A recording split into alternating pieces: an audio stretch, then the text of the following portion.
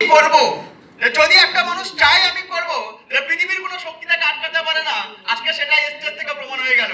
Hello, আজকে একটা মানুষের ভিতরে এই জেদটা প্রথম কথা দরকার, যে আমি করতে পারবো, আমার দ্বারা সম্ভব।